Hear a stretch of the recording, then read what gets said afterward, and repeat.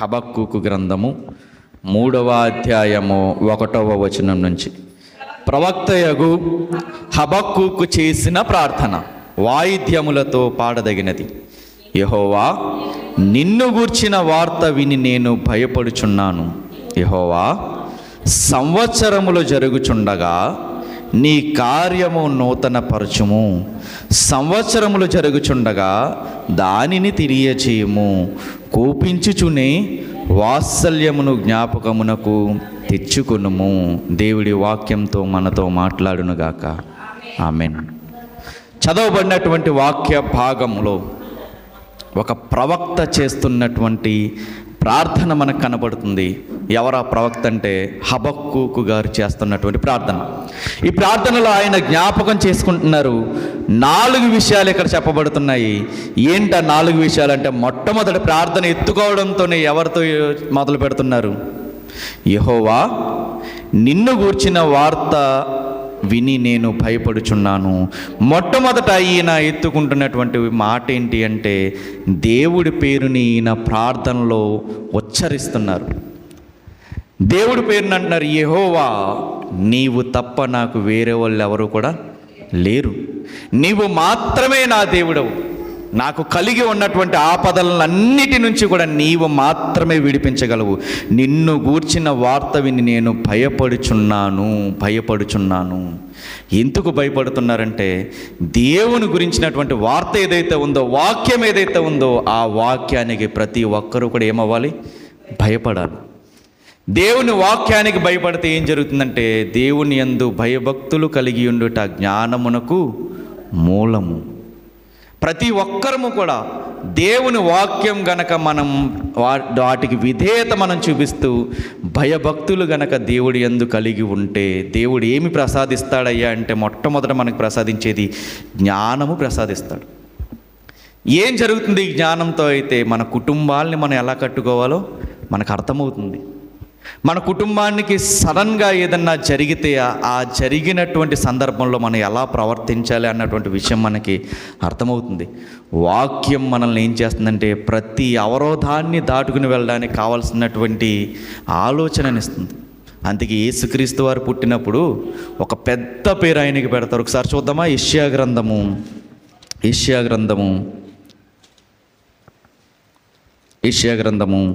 అందరికీ తెలిసిన వచనం. ఏ వచనమై ఉంటుంది? ఎక్కువగా క్రిస్మస్ టైంలో చదువుతారు. చెప్పాలి. ఏలయనగా మనకు శిశువు పుట్టిన 9వ అధ్యాయము 6వ వచనం. ఏలయనగా మనకు శిశువు పుట్టెను, మనకు కుమారుడు అనుగ్రహింపబడెను, ఆయన భుజము మీద రాజ్యభారముండెను. ఆశ్చర్యకరుడు, ఆలోచనకర్త, బలవంతుడైన దేవుడు, నిత్యుడగు తండ్రి, సమాధానమునకు అధిపతి అని అతనికి పేరు పెట్టబడును. ఇదంతా ఒకటే పేరు. అందుకే అక్కడ లాస్ట్లో ముగించేటప్పుడు ఏమన్నారు? అతనికి పేర్లు పెట్టబడును అని లేదు. ఏమనుంది? పేరు పెట్టబడును అని ఉంది. ఆ పేరులో ఒక మాట మనకు కనపడుతుంది. ఆయన ఎవరు అంటే ఆలోచనకర్త. ఈ ఆలోచనకర్త ఏం చేస్తాడంటే, జ్ఞానంతో గనక మనం మసులుతూ ఉంటే ఆ జ్ఞానవంతురాలికి నేర్పుతాడు దేవుడు. నీ ఇల్లు నువ్వు ఎలా కట్టుకోవాలో అర్థమయ్యేటట్టుగా చేస్తాడు. నీ కుటుంబాన్ని నువ్వు ఎలా కట్టుకోవాలో కూడా అర్థమయ్యేటట్టుగా చేస్తాడు. ఎప్పుడు ఇదంతా జరుగుతుందయ్యా అంటే, ఈ నూతన సంవత్సరంలో ఒకవేళ ఇప్పటి వరకు మనము దేవుని వాక్యానికి విధేయత చూపించలేదేమో, కనీసం ఇప్పుడైనా మనము తీర్మానం తీసుకుందాము దేవుని సన్నిధిలో, ఈసారి నుంచి నేను దేవుని వాక్యానికి కట్టుబడి నేను జీవిస్తాను. కట్టుబడి నా జీవితాన్ని, నా కుటుంబాన్ని దేవుని వాక్యానుసారంగా నేను తీసుకుని వెళ్తాను. నిన్ను గూర్చిన వార్త విని నేను భయపడుతున్నాను. నీ వాక్యము నాకు భయాన్ని పుట్టిస్తుంది, నీ వాక్యము నాకు ధైర్యాన్ని కూడా పుట్టిస్తుంది అని అన్న తర్వాత రెండో మాట ఈయన అంటున్నది ఏంటి అంటే, యెహోవా, సంవత్సరములు జరుగుచుండగా నీ కార్యము నూతనపరచుము. నీ కార్యము నూతనపరచుము. సంవత్సరములు జరుగుతుండగా. మొట్టమొదట ఈయన ఎత్తుకున్నటువంటి మాట, దేవా, యెహోవా, నీవు మాత్రమే దేవుడవు. నాకున్నటువంటి ఆపదల్లో నుంచి, నాకున్నటువంటి ఇరుకుల్లో నుంచి, నాకున్నటువంటి ఇబ్బందుల నుంచి, అనారోగ్య పరిస్థితుల నుంచి నీవు మాత్రమే కాపాడగలవు. మనుషులను నేను నమ్ముకోవడం కంటే యెహోవాను నేను ఆశ్రయించడం మేలయ్యా అని ఎత్తుకున్నారు. ఎందుకంటే దేవుని రెక్కల చోటునే మనకేమున్నది? భద్రత ఉంది. పేతురు గారు రాసిన మొదటి పత్రిక 5వ అధ్యాయము, పేతురు గారు రాసిన మొదటి పత్రిక 5వ అధ్యాయము 6వ వచనము.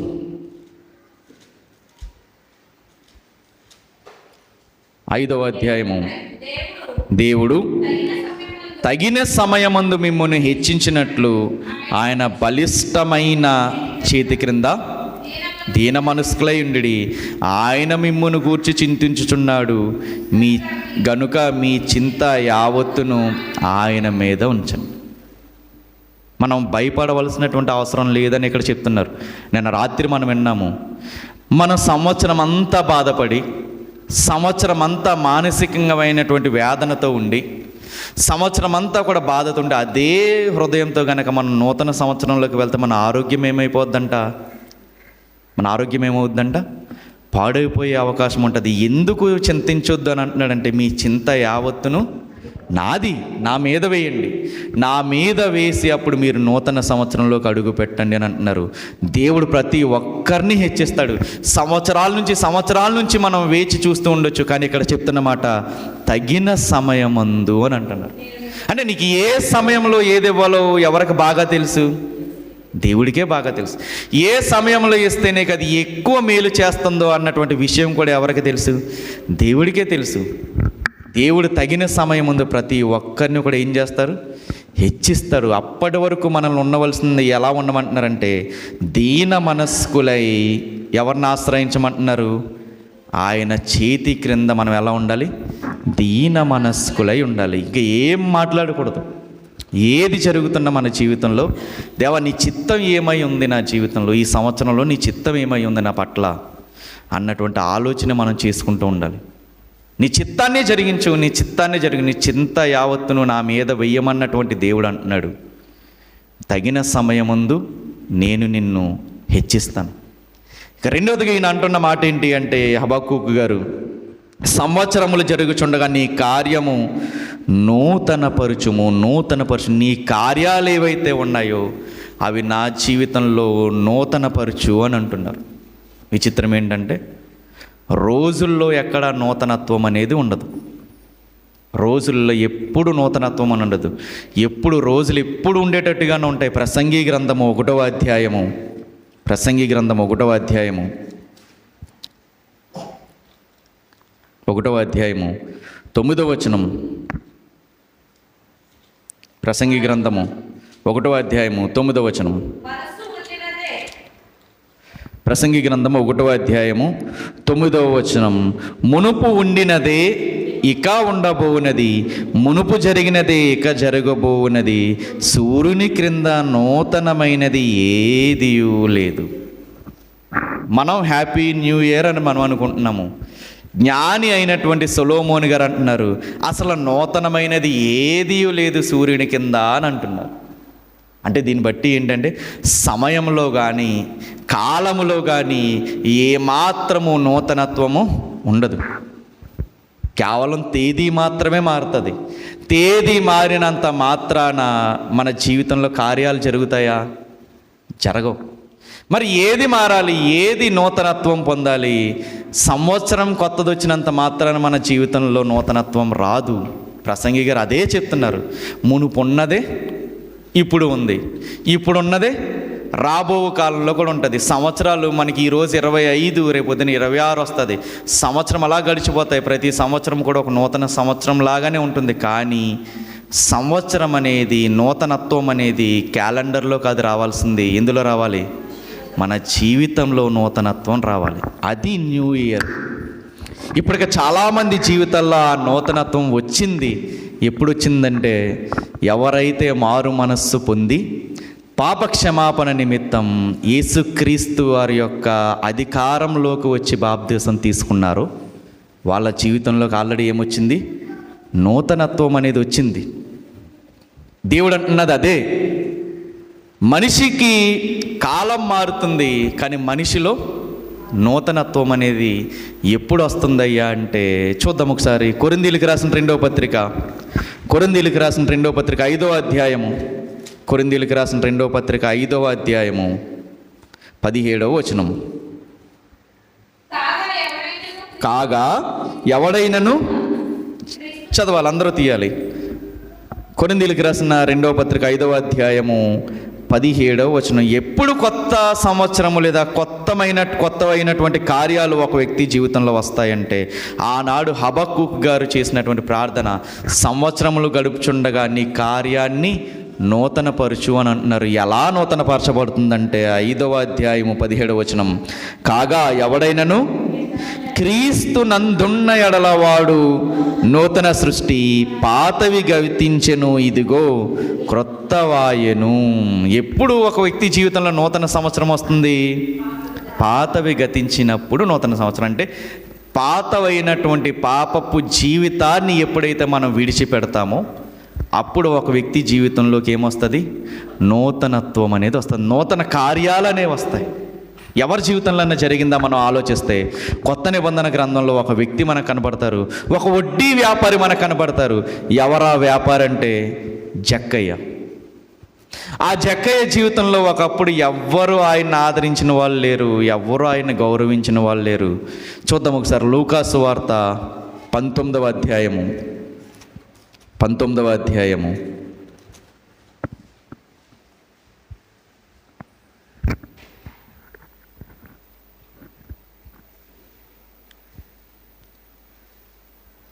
2వ వచనం చూద్దాం. దాని గుండా పోవుచుండెను, ఇదిగో సుంకపు గుత్తదారుడును ధనవంతుడునైన జక్కయ్య అను పేరు గల ఒకడు యేసు ఎవరో అని చూడగోరెను గాని పొట్టివాడైనందున జనులు గుంపుగూడి ఉండటం వలన చూడలేకపోయాను. అప్పుడు ఏం చేస్తాడు ఈయన? మనందరికీ తెలుసు. ఏ చెట్టు ఎక్కుతాడు ఈయన? మేడి చెట్టు ఎక్కుతాడు. 5వ వచనం. యేసు ఆ చోటుకు వచ్చినప్పుడు కన్నులెత్తి చూచి, జక్కయ్య త్వరగా దిగము, నేడు నేను నీ ఇంట నుండవలసి ఉన్నదని అతనితో చెప్పగా అతడు త్వరగా దిగి సంతోషముతో ఆయనను చేర్చుకున్నాను. అది చూసి అక్కడ వాళ్ళు అంటున్నారంట, ఏంటి నా పాపులతో బస చేస్తున్నాడు అని అనుకుంటున్నారంట. జక్కయ్య నిలబడి అంటున్నారంట, ఇదిగో ప్రభువా, నా ఆస్తిలో సగము బీదలకు ఇచ్చుచున్నాను. నేనెవని యొద్దనైనను అన్యాయముగా దేనినైనను తీసుకుని ఎడల అతనికి 4 అంతులు మరలా చెల్లింతనని ప్రభువుతో చెప్పినప్పుడు అంటున్నారంటే ఇతడు కూడా అబ్రహాము కుమారుడే. మీరు ఒక విషయం మనం ఆలోచించగలిగితే, ఈయన న్యూ ఇయర్ సెలబ్రేషన్స్ ఏవైతే ఉన్నాయో, నూతన సంవత్సరపు సెలబ్రేషన్స్ ఏవైతే ఉన్నాయో, మనకంటే గ్రాండ్గా సెలబ్రేట్ చేసుకుని ఉన్నాడా? ఎందుకంటే ఈయన గురించి చెప్పబడుతున్నటువంటిది ఏంటంటే 2వ వచనంలో గుత్తదారుడును, తర్వాత ఏముందంటే అతనికి ధనవంతుడైన జక్కయ్య ఉన్నాడు. ఎన్ని సంవత్సరాలు ఈయన నూతన సంవత్సరం వేడుకలు చేసి ఉంటారు ఇంట్లో? ఏనాడైనా సంతోషం వచ్చి ఉంటుందా? సంవత్సరాలు దాటి ప్రతి జనవరి 1న ఒకవేళ తన ఉద్యోగస్తులను అందరినీ పిలిచి వాళ్ళందరికీ భోజనం పెట్టొచ్చేమో. అప్పుడు ఎప్పుడూ రానటువంటి ఆనందము ఎప్పుడు వచ్చింది? యేసుక్రీస్తు వారు యందు ఉన్నప్పుడు ఈయన జీవితంలో ఏమొచ్చింది? నూతన సృష్టి వచ్చింది. అప్పుడు అర్థమైంది ఈయన చేసిన తప్పులేంటి అనేది. ప్రతి ఒక్కరి జీవితంలో దేవుడు కోరుకుంటున్నది ఏంటి అంటే, సంవత్సరాలు గడుస్తున్న కొలది మార్పుని దేవుడు కోరుకుంటున్నాడు. ఆత్మీయతలో ఎదుగుదలను దేవుడు కోరుకుంటున్నాడు. అందుకే మన ఆత్మీయత ఎలా ఉండాలంటే చాలా ఉన్నతమైనదై ఉండాలి. మనం తీసుకునేటటువంటి నిర్ణయాలు ఎలా ఉండాలంటే ఉన్నతమైనటువంటి నిర్ణయాలే ఉండాలి. ఎందుకంటే మనం తీసుకున్నటువంటి నిర్ణయాలు ఏవైతే ఉంటాయో ఆ నిర్ణయాలే మన భవిష్యత్తుని శాసిస్తాయి, మన భవిష్యత్తుని నిర్ణయిస్తాయి. మనం అనాలోచితంగా తీసుకున్నటువంటి నిర్ణయాలు ఏం చేస్తాయంటే మన కుటుంబాన్ని ఒక్కొక్కసారి రోడ్డు మీదకి లాగేటటువంటి అవకాశాలు ఉంటాయి. అనాలోచితంగా కానీ, ఆవేశపూరితంగా కానీ, ఎవరి మీద కోపంతో కానీ మనం తీసుకునే నిర్ణయాలు ఒక్కొక్కసారి మన కుటుంబస్తులను కోల్పోయే పరిస్థితుల్లోకి నెట్టుతాయి, లేదా ఒక్కొక్కసారి మన ప్రాణాలే కోల్పోయేటటువంటి పరిస్థితుల్లోకి తీసుకెళ్తాయి. ఎప్పుడు మన నిర్ణయాలు ఎలా ఉండాలంటే ఉన్నతమైనటువంటి నిర్ణయాలు మనకు ఉండాలి. బైబిల్లో ఒక పక్షి గురించి చెప్తారు. ఆ పక్షికి పెట్టబడినటువంటి పేరేంటి అంటే పక్షిరాజు. పక్షులన్నిటిలోకెల్లా రాజు. ఇంచుమించుగా పక్షిరాజు 70 సంవత్సరాలు బ్రతుకుద్ది. 70 సంవత్సరాలు బ్రతికిన తర్వాత ఎప్పుడు కూడా ఎలా ఉంటుందంటే చాలా అన్నిటికైనా చాలా ఎత్తుగా ఎగురుతుంది ఆ పక్షి. అలా ఉన్నటువంటి తన జీవితంలో 40వ సంవత్సరం వచ్చేసరికి ఒక కఠినమైనటువంటి నిర్ణయం తీసుకోవాల్సి వస్తుంది. అప్పటి వరకు ఎదుగుతా ఉన్నప్పుడు దాని ముక్కుతోనే ప్రతి దాన్ని చీల్చేయగలదు, తన గోరులతోనే దేన్నైనా తన ఆహారానికి కావాల్సిన దాన్ని పట్టుకోగలదు. 40వ సంవత్సరంలో దానికి ఒక సవాల్ ఎదురవుతుంది. ఏంటా సవాల్ అంటే, అప్పటి వరకు ఉన్నటువంటి ముక్కు ఏదైతే ఉంటుందో ఆ ముక్కు అప్పటికి అరిగిపోతుంది. ఏ ఆహారము తినడానికి కూడా వీలు లేనట్టుగా ముక్కు అరిగిపోద్ది 40వ సంవత్సరంలో. అప్పటి వరకు తనకి ఏ ఆహారం అయితే కావాలో ఆ ఆహారాన్ని ఇలా పట్టుకున్నటువంటి ఆ గోళ్ళు ఇప్పుడు ఏమవుతాయంటే అరిగిపోతాయి. ఓ రకంగా చెప్పాలి, దాని గోర్లే ఎదిగి ఏమవుతాయి, దాన్నే పొడుస్తూ ఉంటాయి. అలా సంవత్సరాలు గడుస్తూ ఉన్నప్పుడు దాని ఈకలు కూడా ఎదుగుతా ఏమవుతుందంటే దాని శరీరమే బరువెక్కిపోతుంది. అప్పుడు ఒక కఠినమైన నిర్ణయం తీసుకుంటుంది. దాని ఎదురుగుండా ఇప్పుడు ఒక సవాల్ ఉంది. ఈ మరణమా లేదా మరో జీవితమా? ఈ నొప్పితో నేను చచ్చిపోవాలా? ఈ నొప్పిని అధిరోహించి నేను ఇంకొక 40 సంవత్సరాలు దిగ్విజయంగా నేను జీవించాలా? దాని ఎదురుగుండా ఉంది ఇప్పుడు సవాల్. నేను బ్రతకాలంటే ఏం చేయాలి? దేవుడు కూడా అదే చెప్తున్నాడు.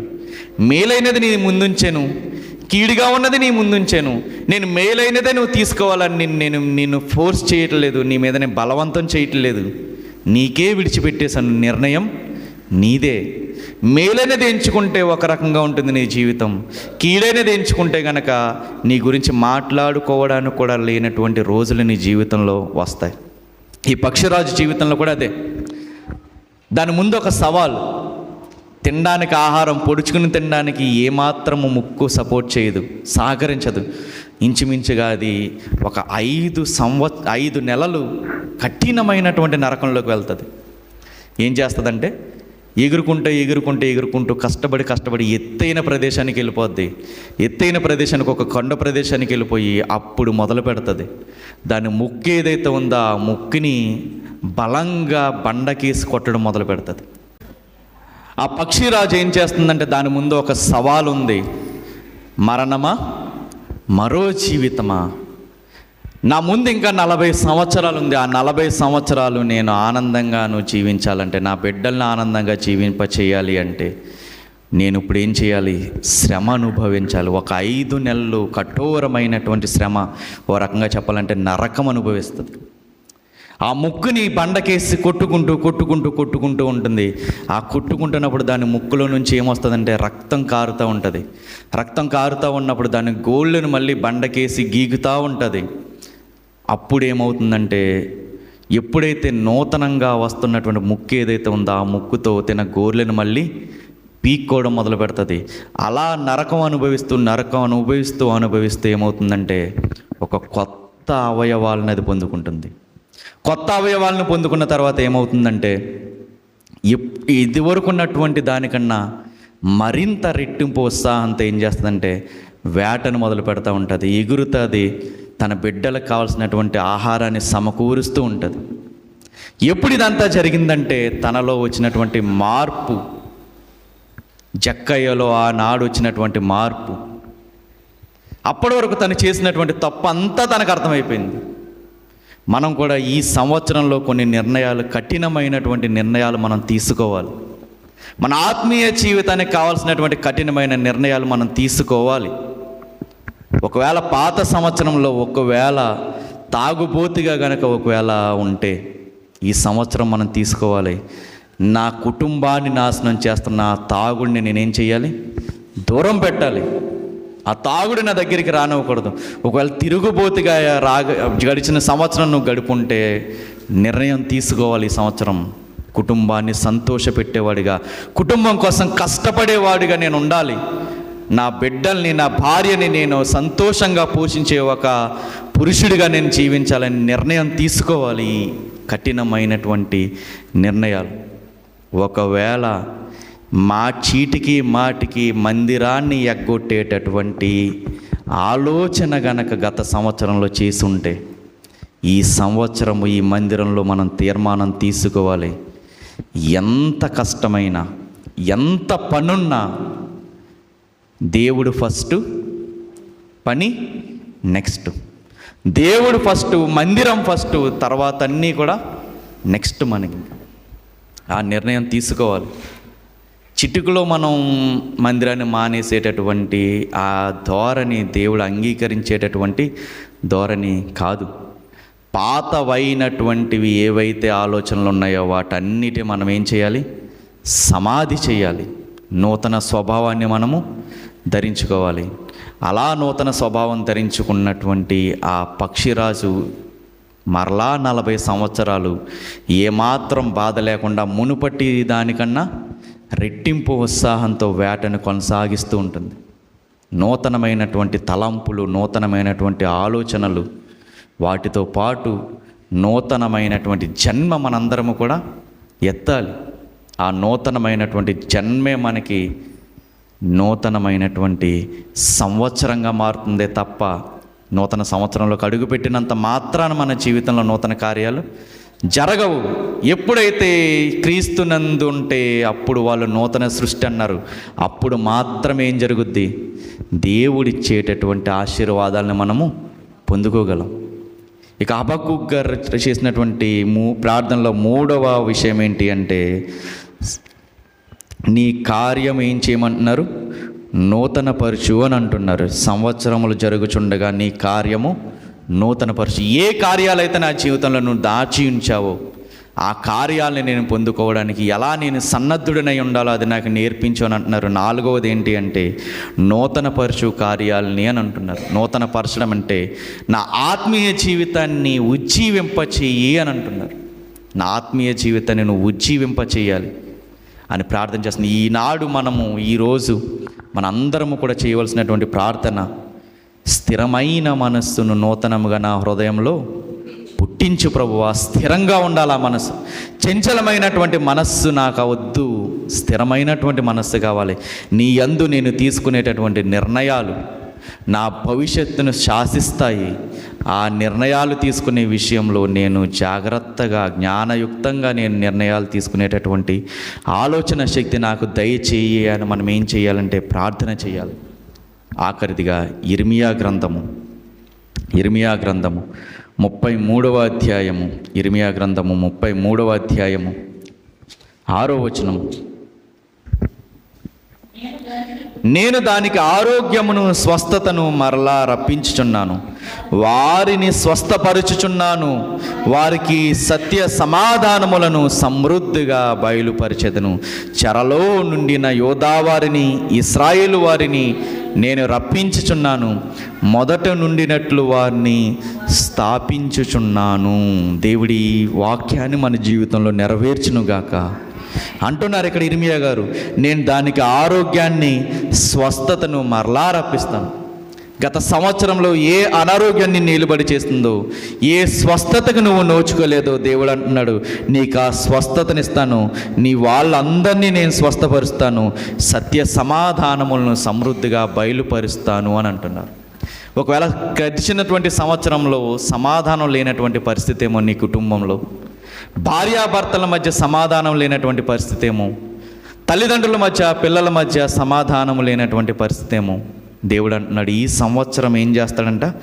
సత్య సమాధానములను సమృద్ధిగా బయలుపరుస్తాను. ఒకవేళ నీ కుటుంబం ఒకవేళ చెరలో ఉందేమో, ఏ బాధల్లో నీ కుటుంబం ఉంది, ఏ చెరలో, ఏ గాఢాంధకారంలో నీ కుటుంబం ఉంది, దేవుడు అంటున్నాడు వాళ్ళందరినీ నేను బయటికి రప్పిస్తాను, మొదట ఉండేటట్లుగానే నేను వాళ్ళని స్థాపిస్తాను.